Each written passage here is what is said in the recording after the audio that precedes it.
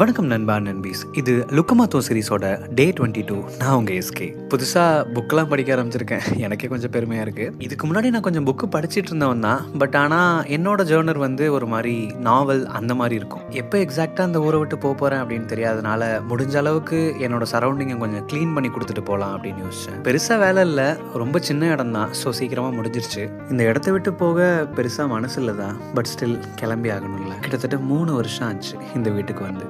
எனக்கு தெரிஞ்ச வரைக்கும் அடுத்த இடமும் நல்லா தான் இருக்கும்னு நான் நினைக்கிறேன். பட் புது எக்ஸ்பீரியன்ஸாக இருக்கும். கம்ஃபர்டபுள் ஆக கொஞ்சம் டைம் ஆகும். முன்னெல்லாம் வாழ்க்கையே ஃபுல்லாக லிஸ்ட்டு போட்டு யோசிச்சு வைப்பேன். ஆனால் இப்போல்லாம் பெருசாக தோன்றதில்ல.